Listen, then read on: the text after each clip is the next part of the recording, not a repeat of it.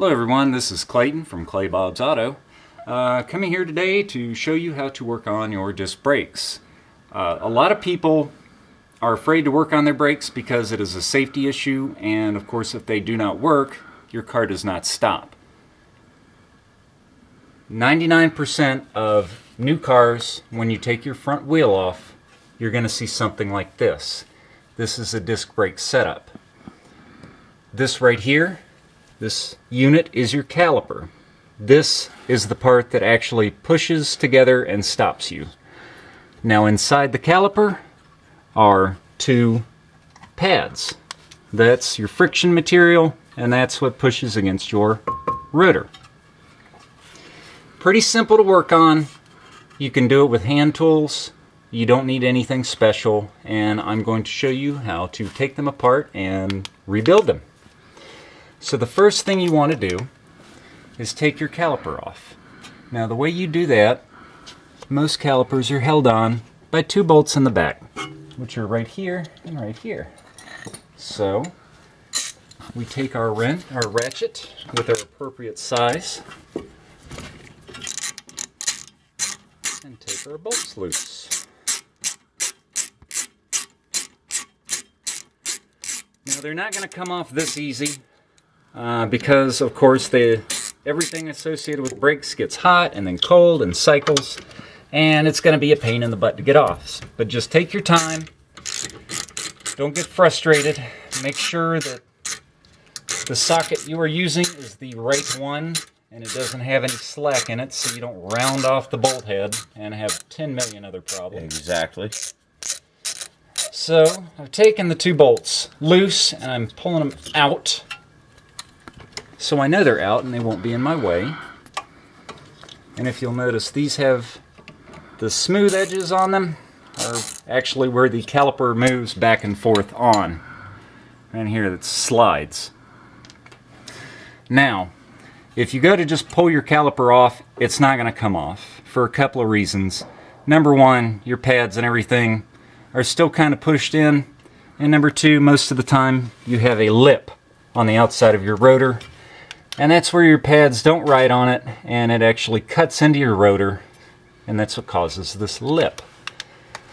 So what you want to do is you take yourself a nice flathead screwdriver, and you come in, and right here you see the piston coming out, and you have your pad, and you just push on your pad like this, and you see it move. You don't need to move it much, just a little bit, just to get it loose, okay? Now this right here is a little different. It's a Mercedes. This is called like an anti-rattle clip. Most cars will not have this. This one just happens to. So you just pry it off. It's spring clip. It's held on very simply. Okay? Now you can take your caliper off. So you just slide it on out of there. And if you look, you have an inside pad. Take this out, your inside pad off, and you'll see your piston. Now your piston is what actually does all the work. And let me take... Now if you notice, I'm having to take something off on the inside here. Not all cars have this. This is a sensor, and what it does is it sits down in this groove. And it's got power going to it, and whenever your brakes wear down enough to where that little piece right here actually touches the metal on the rotor, it turns your light on and says, hey, you need new pads. So I just pried him out and I leave him off to the side. And what you want to do with these calipers, you don't want them to hang freely, and you don't want, because you have a flexible line right here. And if you just let this drop and hang by the rubber line, you can break the inside of this line.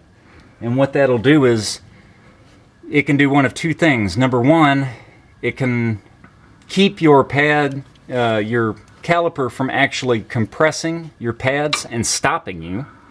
Or, after you compress and it it goes when you let off your brake, it keeps the fluid from going back, so your brake stays locked up. Either way is not a good scenario. So you don't want to do that. So what you do is you take one of mechanics' favorite tools, which is a little bungee cord,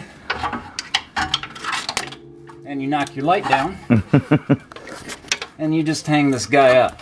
So it's out of the way and out of your hair, if you have hair. Now, another question a lot of people ask is, what is this behind your disc brakes? Well, this guy here is called a brake backing plate. And what that does is that keeps a lot of your brake dust down, and it also helps to cool your brakes because your brakes get very hot. It's very important that you don't bend or break any of this, because you start bending this stuff here with a screwdriver, it's going to push another part in, it's going to rub against your rotor. It's not fun. And then you've got to take everything off to get this guy off. Just try to avoid it. So you have your outside pad too. And as you can tell from these pads when you look at them, this is your friction material right here. That's what actually stops your car. And you can see there's not much left. This guy got all the money out of these brakes. So it's definitely time to change them. So the next thing we have to do is take the caliper bracket off. Okay, and that's usually just 2 bolts. You have a bolt here and a bolt here. And those are 18 millimeter for this particular car. So I take it off, and they're going to be tight. Okay, so you're just going to have to hit it and get them loose. These are pretty loose because we've taken them off before once or twice.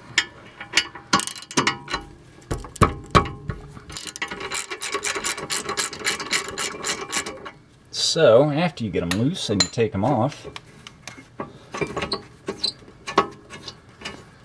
what I like to do to keep from losing all these bolts, so you don't just have a pile of bolts and don't know where they go, take them off, take your caliper bracket, and put the bolts back in so you know they go here. Okay? So now you know where those bolts go back. Now, your rotor. Some people, there are differing schools of thought on this. Some people say you do not have to turn them. Others say you should always turn them or else you will have squeaking and break-in problems. It's all really up to you and your budget. Now, if you hit your brakes and the car shakes violently, it means more than likely that one of your rotors is warped. Now, if it's warped, you have to take it to either a machine shop, or most auto parts stores now will turn brakes. I know the average mechanic does not have a brake lathe. So, this one right here is held on by a little set screw.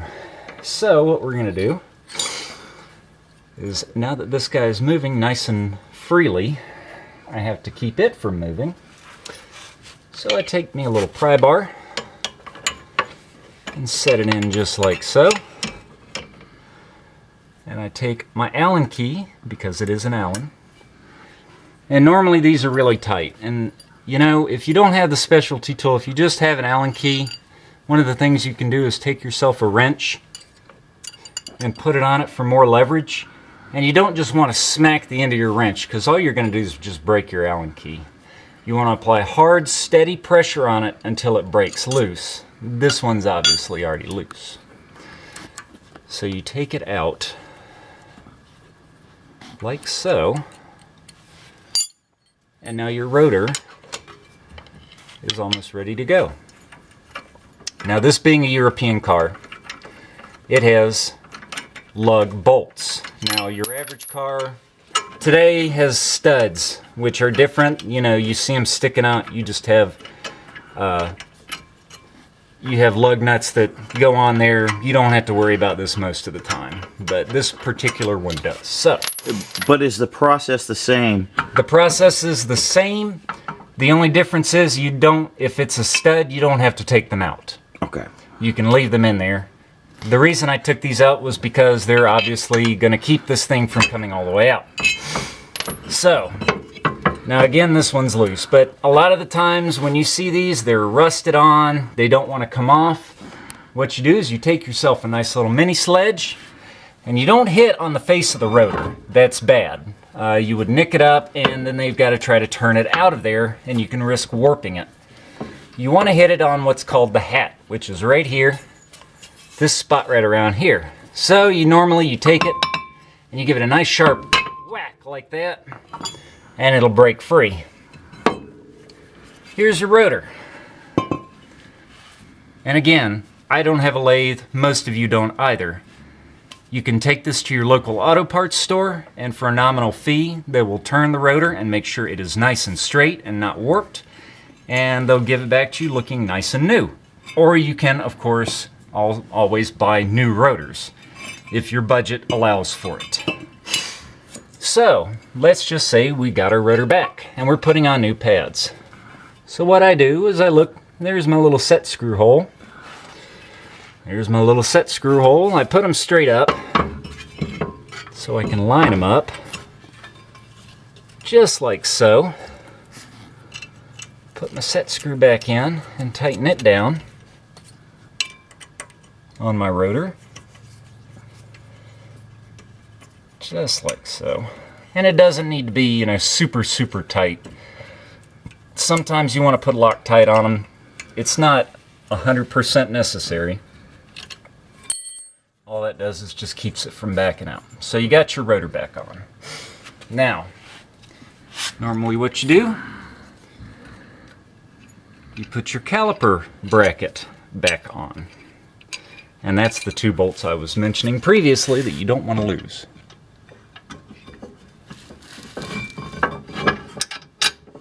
So you get them back in where they belong.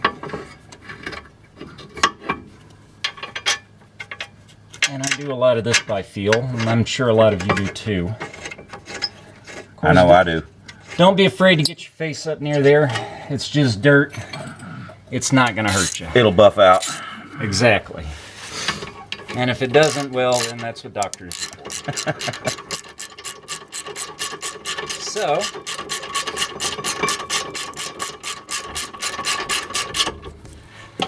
you get them really tight, because you do not want these coming loose.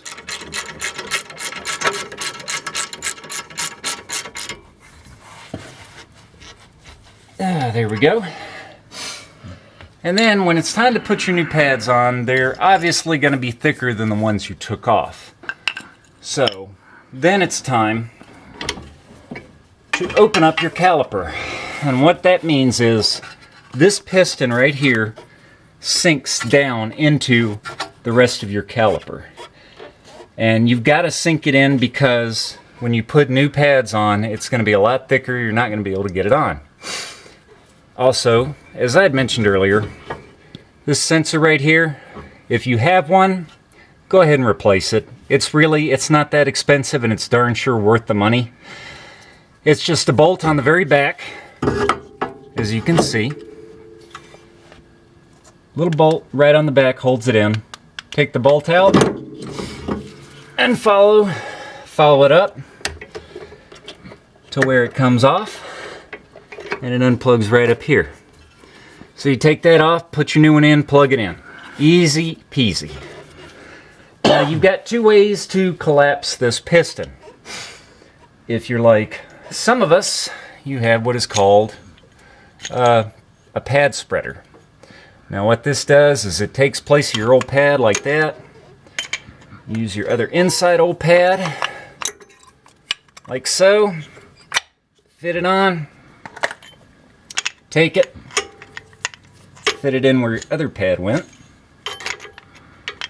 like so, and start twisting away. And eventually it'll tighten up, and using the screw action, as you can see, it will start compressing the piston in. And I know it's very slow, but it's much easier. If you don't have one of these, another option you can use, and you got to be really careful, is just get you a big old set of channel locks and come behind it, just like so. I know my shadow's getting in the way. And just use all your might and squeeze the crap out of it. And it takes it a while, but it will come down, okay? Once you get it flat, you're ready. You put your new pads in. And again, we don't have new pads, but we're gonna do this anyway. Put your new pads in, and you plug your sensor. Don't forget your sensor. Plug your sensor back in, which sometimes is a little fiddly. There we go. And then you put it on back over your bracket, back over your pads. After you do that, anything like this that slides around, you're going to want to put just a little bit of grease on, so it makes it easier for it to slide in and out. And all you got to do, tighten them back down. And again, make sure they're tight, because if they're not, they will fall off. And you don't want that.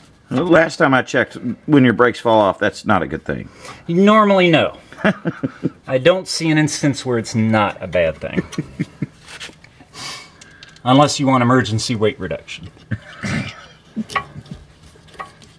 So, you take it, you screw it back in, you tighten them down with a ratchet, which everybody should have. Hopefully you do. If not, then, well, you need to watch my video on what tools you need to start working on cars, because you are definitely going to need a decent set. Tighten it back down, and you're basically done after this point. You would put your wheel back on, get in your car, and this is an important step. After you're done putting your brakes on, when you get in your car, the first thing you should do, pump your brake pedal, because it will go to the floor. Pump it a few times, make sure you have brake pedal before you start the car and start to move. Of course, after you pump it and you get a pedal, check your fluid level, make sure it's good. You're good to go. There you go. Congratulations, you've done disc brakes.